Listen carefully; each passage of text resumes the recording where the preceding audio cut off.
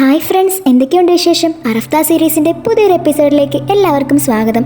Channel ഇതുവരെ subscribe ചെയ്ത് കാണുന്നുണ്ടെങ്കിൽ തീർച്ചയായിട്ടും സബ്സ്ക്രൈബ് ചെയ്യുക, ലൈക്ക് ചെയ്യുക, ഷെയർ ചെയ്യുക, കമൻറ്റ് ചെയ്യുക. അപ്പം നമുക്ക് വൈകിപ്പിക്കാതെ തന്നെ നേരെ നമ്മുടെ എപ്പിസോഡിലേക്ക് പോയാലോ. എപ്പിസോഡ് തുടക്കം തന്നെ കാണിക്കുന്നത് ആകെ ദേഷ്യം പിടിച്ച് കൺട്രോൾ പോയി നിൽക്കുന്ന അതീഷിനെയാണ്.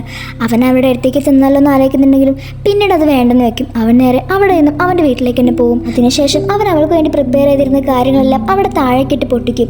അതായത് അവിടെ ഒരുപാട് പോപ്കോൺസും ആ മൂവിയുടെ കാര്യങ്ങളും ഒക്കെ അവിടെ വെച്ചിട്ടുണ്ടാകും. അതെല്ലാം അവൻ താഴേക്ക് എറിഞ്ഞ് പൊട്ടിക്കും. അതിനുശേഷം അവളെ കുറിച്ച് ആലോചിച്ച് അവൻ ആകെ ദേഷ്യം പിടിച്ചിരിക്കുകയായിരിക്കും. അപ്പോഴാണ് അവിടേക്ക് മാജൻ വരുന്നത്. അതേഷ്, ഇതെന്താ പറ്റിയത്? നിങ്ങളെന്താ ഇങ്ങനെ ഇരിക്കുന്നത്? ഇത് കേൾക്കുമ്പോൾ അതേഷ് നല്ല ദേഷ്യം വരും. മര്യാദയ്ക്ക് ഇവിടെ ഇറങ്ങിപ്പോയിക്കുമെന്ന് അവൻ അവളോട് പറയും. എന്താ അതേഷ്, എനിക്കൊന്നും മനസ്സിലാവുന്നില്ല. അപ്പോഴാണ് അവൾ അവിടെ ഇരിക്കുന്ന മൂവി പോസ്റ്റർ കാണുന്നത്. ഇതിൻ്റെ ഫേവറേറ്റ് മൂവിയാണല്ലോ. അത് കേൾക്കുമ്പോൾ അതേഷ് എഴുന്നേറ്റ് ആ പോസ്റ്ററെല്ലാം അവിടെ നിന്ന് വലിച്ചെറിയും. അതെല്ലാം കാണുമ്പോൾ മാജൻ ആകെ ഷോക്കാവും. നീ അപ്പോൾ ഈ മൂവി കാണിക്കാനാണോ എന്നോട് ഇവിടേക്ക് വരാൻ പറഞ്ഞിരുന്നത്? എന്നിട്ട് നീ എന്തിനാ ഇതെല്ലാം നശിപ്പിച്ച് കളഞ്ഞത്? അത് കേൾക്കുമ്പോൾ അതേഷ് നല്ല ദേഷ്യം വരും. അതെ, ഞാൻ തന്നെയാണ് നിനക്ക് വേണ്ടി ഇതെല്ലാം പ്രിപ്പയർ ചെയ്തത്. പക്ഷേ ഇപ്പം ഞാൻ എൻ്റെ മൈൻഡ് ചേഞ്ച് ചെയ്തിരിക്കുക. ഇപ്പം നിനക്ക് ഒരു മൂവിയില്ല, ഒരു തേങ്ങയില്ല. വേഗം എവിടെ നിന്ന് പോയിക്കോ. ഇത് കേൾക്കുമ്പോൾ മാജൻ ആകെ വിഷമാവും. അതേഷ്, എന്താ സംഭവിച്ചതെന്ന് പറ, എന്നാലും എനിക്ക് മനസ്സിലാവൂ. നീ ഇങ്ങനെ ദേഷ്യം പിടിച്ചാൽ അതെനിക്ക് ഇങ്ങനെ മനസ്സിലാവാനാ? അത് കേൾക്കുമ്പോൾ അതേഷ് അവളുടെ കൈ നോക്കും. അതിൽ അവൻ ഇട്ടുകൊടുത്തിരുന്ന ആ ബ്രേസ്ലെറ്റ് ഉണ്ടെന്ന് നോക്കും. പക്ഷേ അതിൽ ആ ബ്രേസ്ലെറ്റ് ഉണ്ടാവില്ല. അത് അവൾ എവിടെ ഒളിപ്പിച്ചിരിക്കുകയെന്ന് അവൻ തെറ്റിദ്ധരിക്കും. വേണ്ട, നീ ഇനി ഒന്നും പറയണ്ട, ഇവിടെ നിന്ന് പോയാൽ മതി. എന്തൊക്കെയാണെങ്കിലും നിന്റെ ഉള്ളിൽ ഒരു ഇന്നസെൻസ് ഉണ്ടെന്നാണ് ഞാൻ വിചാരിച്ചത്. പക്ഷേ ഇപ്പം ഞാൻ വിചാരിച്ച കാര്യമെല്ലാം തെറ്റിയിരിക്കുകയാണ്. നീ ഒരിക്കലും ഞാൻ വിചാരിച്ച പോലത്തെ ഒരു പെൺകുട്ടികളെന്ന് പറഞ്ഞ് അവൻ അവളോട് അവിടെ നിന്ന് പോകാൻ പറയും. ഇതെല്ലാം കേൾക്കുമ്പോൾ മാജൻ ആകെ വിഷമാവും. അവൾ അവിടെ നിന്ന് കരയായിരിക്കും. നീ ഇനി ഇവിടെ കിടന്ന് കരയേണ്ട ആവശ്യമില്ല, വേഗം ഇവിടുന്ന് പോയിക്കോ, എനിക്ക് നിന്റെ മുഖം കാണണമെന്ന് പറഞ്ഞ് അവൻ അവൾ അവിടെ നിന്ന് പറഞ്ഞേക്കും. അവൾ അവിടെ നിന്ന് പോകാത്തോണ്ട് തന്നെ അവൻ അവളെ കൈ പിടിച്ച് ആ റൂമിന് പുറത്താക്കും. അതിനുശേഷം അവർ വാതിലടക്കും. അതേഷ് ഇങ്ങനെ കാണിക്കുന്നുണ്ട് മാജന് ഒത്തിരി വിഷമാവും. അവൾ അവളുടെ റൂമിൽ പോയി ആ ഫോൺ ചെക്ക് ചെയ്ത് നോക്കും. കാരണം അതേഷ് വരുന്നില്ലെന്ന് അവൻ മെസ്സേജ് പറഞ്ഞിട്ടുണ്ടായിരുന്നല്ലോ.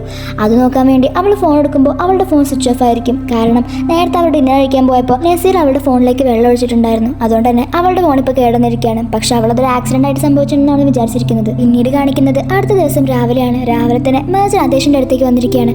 അവൾ സ്റ്റഡി റൂമിലേക്ക് വന്ന് അവനോട് കാര്യം എന്താ തിരക്കും. പക്ഷേ എത്ര ചോദിച്ചിട്ടും അതേഷ് ഒന്നും പറയുന്നില്ല. അവൻ വീണ്ടും അവളുടെ കയ്യിലേക്ക് നോക്കുന്നുണ്ട്. പക്ഷേ അപ്പോൾ ആ ബ്രേസ്ലെറ്റ് കാണില്ല. അവളത് വീണ്ടും ഒളിപ്പിച്ച് വെക്കാൻ തന്നെയാണ് അവൻ വിചാരിക്കുന്നത്. എനിക്ക് നിന്നോടൊന്നും പറയാനില്ലെന്ന് പറഞ്ഞില്ലേ? അങ്ങനെ പറഞ്ഞാൽ എങ്ങനെ? നിങ്ങൾ എപ്പോഴും ഓരോ കാര്യം പറഞ്ഞ് എന്നോട് വെറുതെ ദേഷ്യം പിടിക്കും. ഇതിൻ്റെ എല്ലാം കാരണം എന്താന്ന് പോലും എനിക്കറിയാതെ നിങ്ങളോട് ഇങ്ങനെ ദേഷ്യം പിടിക്കുന്നത്. ഇതെല്ലാം കേട്ടിട്ടും അതേഷ് ഒന്നും മിണ്ടില്ല.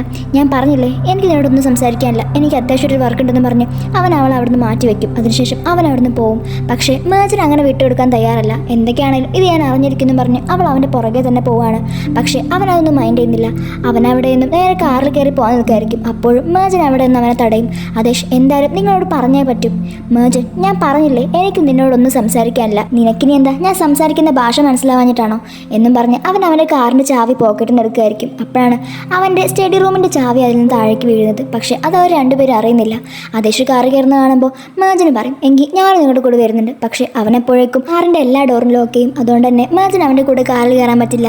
ഇതെല്ലാം കാണുമ്പോൾ മാജൻ ഒത്തിരി വിഷമാവുന്നുണ്ട്. പക്ഷേ നമ്മുടെ മാജൻ വിട്ടുകൊടുക്കാൻ തയ്യാറല്ലാത്തതുകൊണ്ട് തന്നെ അവൾ നേരെ അവൻ്റെ ഓഫീസിലേക്ക് പോകും. അവിടെ എത്തിയിട്ട് അവൻ ഒരുപാട് തവണ അവൾ ചോദിക്കുന്നുണ്ട്, എന്താ കാര്യം, നിനക്കൊന്ന് പറഞ്ഞൂടെ? നീ എന്തിനാണ് എന്നിൽ നിന്ന് എല്ലാ കാര്യവും ഒളിച്ചു വെക്കുന്നത്? എന്നിട്ട് വെറുതെ എന്നോട് ദേഷ്യം കാണിക്കുകയും ചെയ്യും. മാജൻ, നിന്നോട് ഞാൻ ഒരുപാട് തവണ പറഞ്ഞതാണ് ഇവിടുന്ന് പോകാൻ. അതുകൊണ്ട് വെറുതെ സമയം മെനക്കെടുത്താതെ ഇവിടുന്ന് പോകാൻ നോക്കും. ഇല്ല അതേഷ്, നിങ്ങൾ എന്താ എപ്പോഴും ഇങ്ങനെ വിയേർഡായിട്ട് പെരുമാറുന്നത് എനിക്ക് മനസ്സിലാവുന്നില്ല. നിങ്ങൾ എനിക്ക് വേണ്ടി എൻ്റെ ഫേവറേറ്റ് മൂവി ഏതാണെന്ന് അറിഞ്ഞുകൊണ്ടല്ലേ നിങ്ങൾ അതെനിക്ക് സർപ്രൈസായിട്ട് കാണിച്ചു തരുന്നത്. എനിക്ക് വേണ്ടി നിങ്ങൾ ഇത്രയൊക്കെ ചെയ്തിട്ട് പെട്ടെന്ന് എന്താ പിന്നെ നിങ്ങളുടെ മനസ്സ് മാറിയത്? ഒരാവശ്യമില്ലാതെ നിങ്ങൾ എന്തിനാ അതെല്ലാം കൊളാക്കിയത്? ആഹാ, ഇപ്പം ഞാനാണല്ലോ എല്ലാം കൊളാക്കിയത്. നീയാണല്ലേ ഇതിനൊക്കെ കാരണം? ഞാനോ? ഇനിയിപ്പോൾ ഞാനായോ കാരണം? ഞാനെന്താ ചെയ്തത്? നിങ്ങളല്ലല്ലോ പറഞ്ഞത് ആ പ്ലാൻ ക്യാൻസൽ ചെയ്തു, ഇനി വേറൊരു ദിവസം ആവാന്നൊക്കെ. അതുകൊണ്ടല്ലേ ഞാൻ വരാതിരുന്നത്. ഞാനെപ്പോഴാണ് നിന്നോട് അങ്ങനെ പറഞ്ഞത്? നീ ചുമ്മാ കള്ളം പറയാൻ നിൽക്കല്ലേ. ഞാൻ എന്തിനാ ഇപ്പം കള്ളം പറയുന്നത്? നിങ്ങൾ തന്നെയല്ലേ എനിക്ക് മെസ്സേജ് പറഞ്ഞത്, അതുകൊണ്ടല്ലേ ഞാൻ വരാതിരുന്നത്. ഓഹോ, എങ്കിൽ ആ മെസ്സേജ് എവിടെ, ഞാനൊന്ന് നോക്കട്ടെ. അത് കേൾക്കുമ്പോൾ മാജൻ പറയും, മെസ്സേജ് ഇപ്പോൾ കാണിച്ചു തരാൻ പറ്റില്ല, കാരണം എൻ്റെ കയ്യിൽ ഫോണില്ല, ഫോൺ കേടുന്നതുകൊണ്ട് നന്നാക്കും കൊടുത്തതാ. ഓ, എനിക്ക് നന്നായി പോയി. വെറുതെ നോണ പറയാതെ ഒന്ന് പോകുന്നുണ്ടോ? ഞാൻ ആരോടും കള്ളം പറയുന്നൊന്നുമില്ല. നിങ്ങൾക്ക് വേണമെങ്കിൽ നിങ്ങളുടെ ഫോണിൽ ചെക്ക് ചെയ്തൂടെ, അതിലുണ്ടാവുമല്ലോ നിങ്ങൾ എനിക്ക് അയച്ച മെസ്സേജ്. അത് കേൾക്കുമ്പോൾ അതേഷ് അവൻ്റെ ഫോൺ എടുത്ത് നോക്കും. ദാ നോക്ക്, ഇതിലെവിടെ നീ പറഞ്ഞ ആ മെസ്സേജ്? ഇതിൽ നീ പറഞ്ഞ പോലെ ഒരു മെസ്സേജും ഇല്ല. വെറുതെ ഇവിടെ നിന്ന് നേരം കളയാതെ ഒന്ന് പോകാൻ നോക്കുന്നുണ്ടോ? പക്ഷെ പക്ഷെ മേജറാണെങ്കിൽ ഒരേ വാശി അവിടുന്ന് പോയില്ലെന്ന്. അത് കാണുമ്പോൾ ആദേശ് അവളെ പൊക്കിക്കൊണ്ട് നേരെ ലിഫ്റ്റിൻ്റെ അടുത്തേക്ക് കൊണ്ടുവരും. ഇനി നീ മര്യാദക്ക് ഈ ലിഫ്റ്റും കയറി വീട്ടിലേക്ക് പോകാൻ നോക്കും. ഇത് കേൾക്കുമ്പോൾ മേജൻ പറയും, ഇല്ല, ഞാൻ എവിടേക്കും പോകാൻ പോകുന്നില്ല. നിങ്ങൾക്ക് എന്നെ നന്നായിട്ട് അറിയുന്നല്ലേ, ഈ കാര്യത്തിൽ നിങ്ങൾ വീണ്ടും എന്നെ തന്നെയല്ലേ കുറ്റം പറയുന്നത്.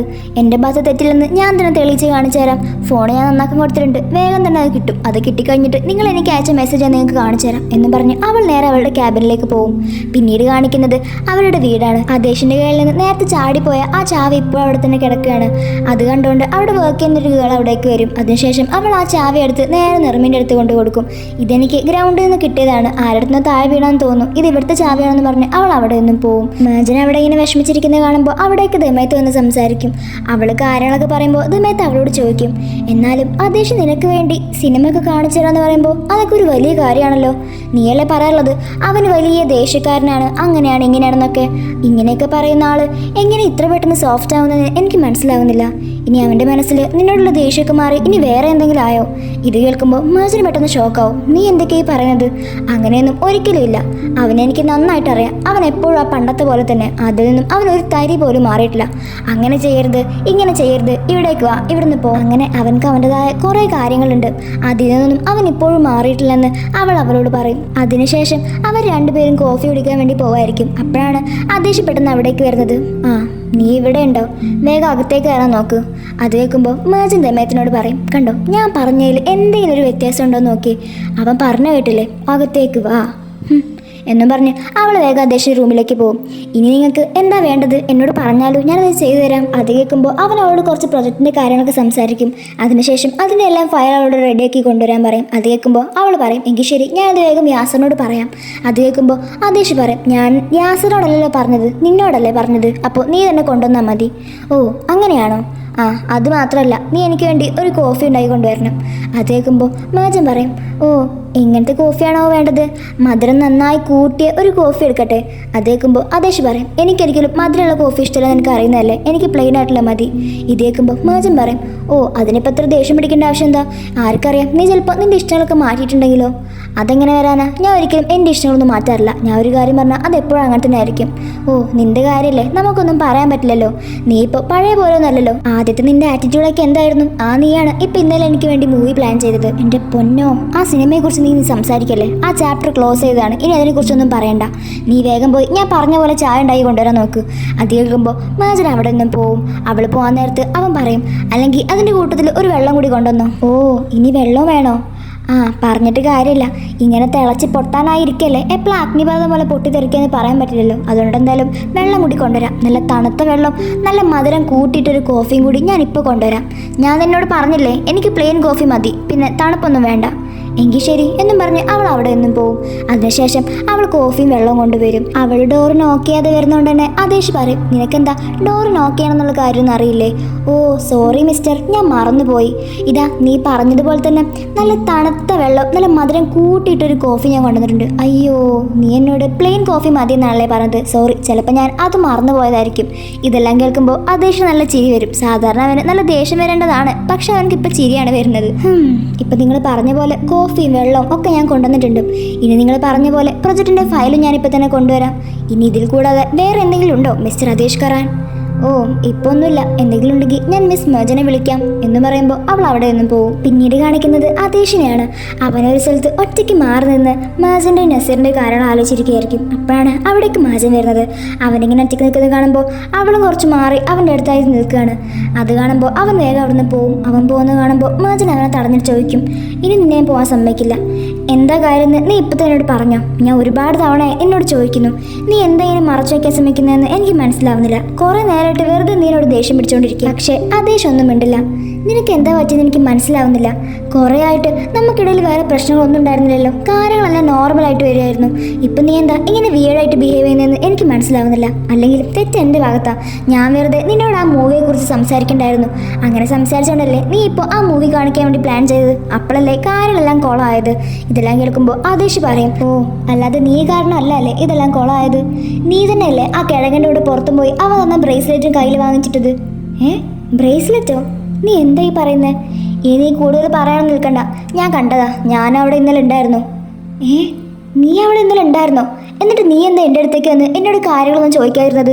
എല്ലാം ദൂരെ നിന്ന് കണ്ട് അവിടെ നിന്ന് പോവാണോ ചെയ്തത്?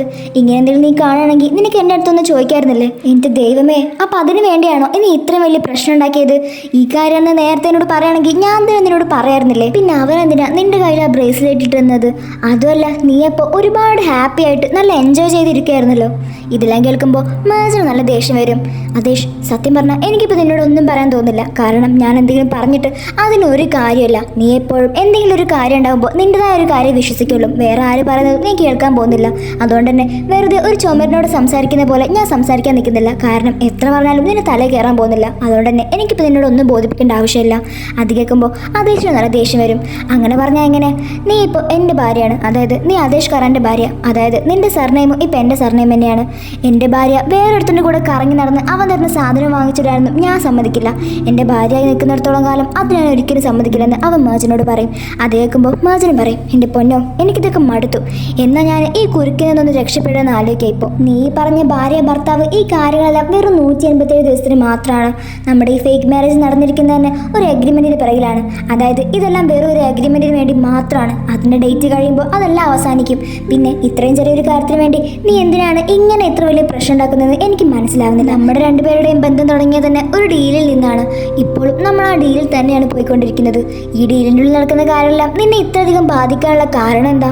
കാരണം ഞാൻ നിന്നെ എന്നും പറഞ്ഞ് അദ്ദേഹം എന്തോ ഒരു കാര്യം പറയാൻ തുടങ്ങുമായിരിക്കും. പക്ഷെ പെട്ടെന്ന് അവനെ തന്നെ സ്റ്റോപ്പ് ചെയ്യും. അപ്പം മേജൻ പറയും, കാരണം എന്താ പറ.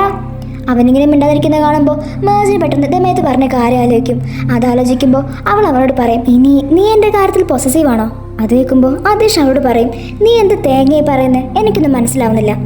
ഞാൻ പറയുന്നതിൽ കാര്യമുണ്ട് ആദേശ്. കാരണം എപ്പോഴൊക്കെ ഞാൻ നസീർ ഒപ്പം നിൽക്കുന്നു അപ്പോഴൊക്കെ നിനക്ക് നല്ല ദേഷ്യം വരാറുണ്ട്. ഞങ്ങൾ രണ്ടുപേരും ഒന്ന് അടുത്തൊന്ന് സംസാരിച്ചാൽ പോലും നിനക്കത് സഹിക്കില്ല. നീ എപ്പോഴും ഓരോരോ പ്രശ്നങ്ങൾ ഉണ്ടായിക്കൊണ്ടേയിരിക്കും ഞങ്ങൾ രണ്ടുപേരും ഒരുമിച്ചാണെങ്കിൽ. ഇതെല്ലാം കാണുമ്പോൾ പിന്നെ ഞാൻ അതല്ല വിചാരിക്കുക. പക്ഷെ നമുക്കിടയിൽ ആ പൊസസീവ് വരേണ്ട ആവശ്യമുണ്ടെന്ന് എനിക്ക് തോന്നുന്നില്ല. അത് കേൾക്കുമ്പോൾ ആദേശ് പറയും, നീ ആരാ നിന്റെ വിചാരം? എന്തൊക്കെയാണ് നീ വിളിച്ചു പറയുന്നത്? നിന്റെ മനസ്സിലിപ്പോൾ ചിന്തിച്ച് കുട്ടിക്കാലെല്ലാം അത് എത്രയും പെട്ടെന്ന് നിന്റെ മനസ്സിൽ നിന്ന് കളയുന്നത് നല്ലത്. നീ വിചാരിക്കുന്ന പോലെ ഒന്നുമില്ല. ഡീൽ ഉറപ്പിച്ചിരിക്കുന്നത് 187 ദിവസത്തിനാണെങ്കിൽ ആ 187 ദിവസം വരെ നീ എൻ്റെ ഭാര്യ തന്നെയാണ്. അതായത് നിന്റെ സർനെയിം എൻ്റെ സർനെയിമാണ്. ആ സർനെയിം നിന്റെ പേരിലുള്ളിടത്തോളം കാലം നീ മറ്റൊരുത്തൻ്റെ കൂടെ ഡിന്നറിന് പോയി അവൻ തരുന്ന സാധനവും മേടിച്ച് അവൻ്റെ കൂടെ നടക്കാനൊന്നും കഴിയില്ല. ഇതെല്ലാം കേൾക്കുമ്പോൾ മേജന് ഒത്തിരി വിഷമായി അവിടെ നിന്ന് പോകാൻ നിൽക്കും. പോകുന്നതിന് മുമ്പ് അവൾ ആദേശിനെ നോക്കിയൊരു കാര്യം പറയും, ആദേശ്, ഞാനിപ്പോൾ പറയാൻ പോകുന്ന കാര്യങ്ങൾ നിങ്ങൾ വിശ്വസിക്കുകയോ ഇല്ലേ, എന്താ എന്നെക്കുറിച്ച് വിചാരിക്കുക എന്നൊന്നും എനിക്കറിയില്ല. പക്ഷേ ഞാൻ ഒരു കാര്യം പറയാം. നിങ്ങൾ കണ്ട ആ ഗിഫ്റ്റ് എനിക്കല്ലായിരുന്നു. അതവൻ അവൻ്റെ സഹോദരി ദമയത്തിന് വേണ്ടിയാണ് കൊടുക്കായിരുന്നത്. അവൻ എനിക്കത് കാണിച്ചു തന്നത് എൻ്റെ അഭിപ്രായം അറിയാൻ വേണ്ടി മാത്രമായിരുന്നു. ഈ കാര്യങ്ങൾ നിങ്ങൾ വിശ്വസിച്ചാരില്ലെങ്കിലും സത്യം ഇതാണ് എന്നും പറഞ്ഞ് അവൾ ഒത്തിരി വിഷമിച്ച് അവിടെ നിന്നും പോവും. അത് കാണുമ്പോൾ ആദേശിന് എന്തോ പോലെ തോന്നും. പിന്നീട് കാണിക്കുന്നത് മഹജനെയാണ്. അവൾ അവളുടെ ക്യാബിനിലേക്ക് വരുമ്പോൾ അവിടേക്ക് യാസർ വന്ന് അവളുടെ ഫോൺ കൊടുക്കും. ഫോൺ റിപ്പയർ ചെയ്തിട്ടുണ്ട്, പക്ഷേ നിങ്ങൾ പറഞ്ഞ പോലെ മെസ്സേജസ് ഒന്നും റിക്കവർ ചെയ്യാൻ പറ്റിയിട്ടില്ല. അത് കേൾക്കുമ്പോൾ മഹജന് ഒത്തിരി വിഷമാവും. കാരണം അതിൽ ആദേശം അയച്ച മെസ്സേജ് അതിൽ നിന്ന് പോയിട്ടുണ്ടാവും. അപ്പോഴാണ് അവിടേക്ക് ദമയത്ത് വരുന്നത്. അങ്ങനെ അവർ രണ്ടുപേരും ഓരോ കാര്യങ്ങൾ സംസാരിക്കുകയായിരിക്കും.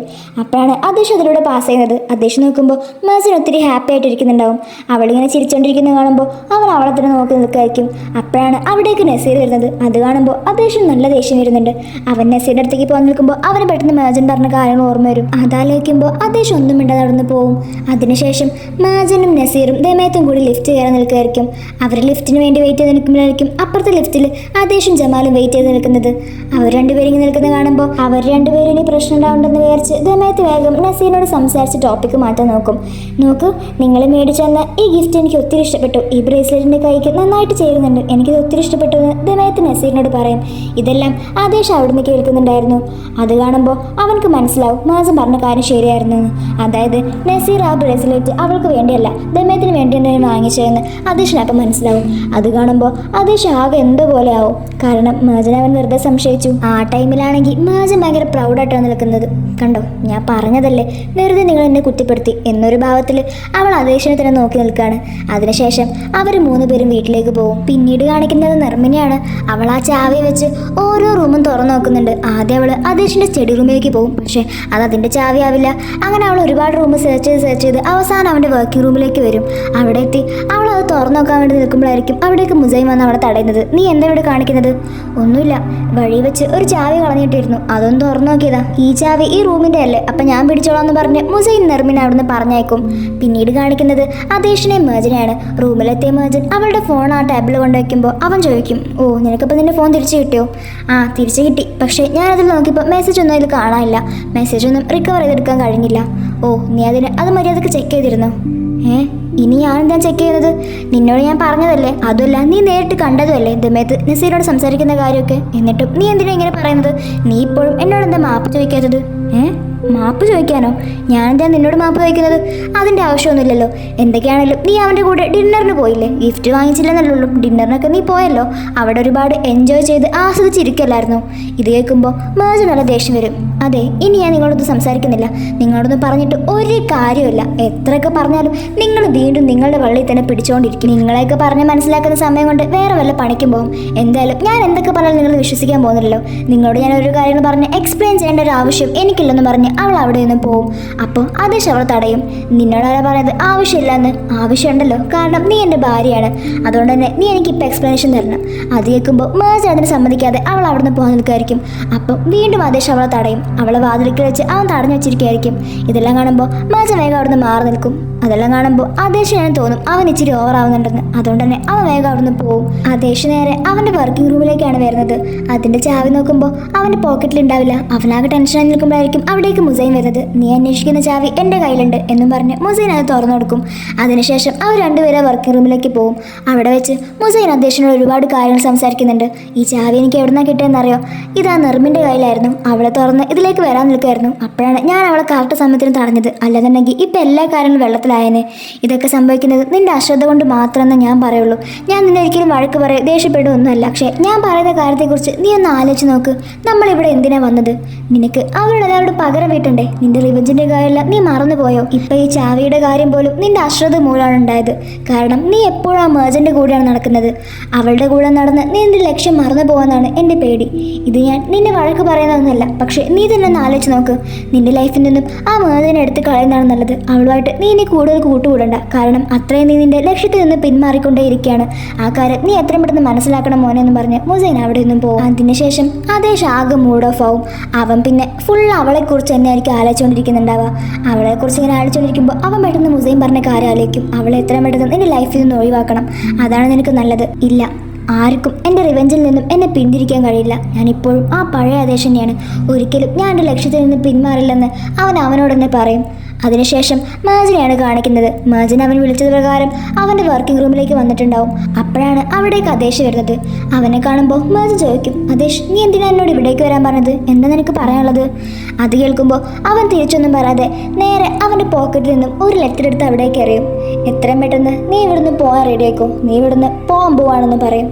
ഇത് കേൾക്കുമ്പോൾ മേജിന് ആകെ ഷോക്കാവും. ഇതെന്തിനാണ് ഇങ്ങനെ പറയുന്നത്, എവിടേക്ക് പോകാനാ പറയുന്നത് എന്നൊന്നും മനസ്സിലാവുന്നില്ല.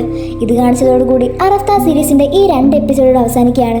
ഇനി എന്തൊക്കെയാണ് സംഭവിക്കാൻ പോകുന്നതെന്ന് നമുക്ക് വൈകാതെ തന്നെ അടുത്ത എപ്പിസോഡിൽ കാണാം. അപ്പോൾ ഈ ഒരു എക്സ്പ്ലനേഷൻ എല്ലാവർക്കും ഇഷ്ടപ്പെട്ടു എന്ന് വിചാരിക്കുന്നു. ഈ ഒരു എപ്പിസോഡ് ഇഷ്ടപ്പെട്ടവരെല്ലാവരും തീർച്ചയായിട്ടും ലൈക്ക് ചെയ്യാനും ഷെയർ ചെയ്യാനും സബ്സ്ക്രൈബ് ചെയ്യാനും കമൻറ്റ് ചെയ്യാനും മറക്കരുത്. ഒരുപാട് പേര് ഇപ്പോൾ നമ്മുടെ വീഡിയോസ് കണ്ട് സബ്സ്ക്രൈബ് ചെയ്ത് കാണാറുണ്ട്. അവരെല്ലാവരും തീർച്ചയായിട്ടും മറക്കാതെ തന്നെ സബ്സ്ക്രൈബ് ചെയ്ത് സപ്പോർട്ട് ചെയ്യാൻ മറക്കരുത്. അപ്പോൾ അടുത്തൊരു അടിപൊളി എപ്പിസോഡ് നമ്മൾ വീണ്ടും വരുന്നതായിരിക്കും. അതുവരെ ബൈ.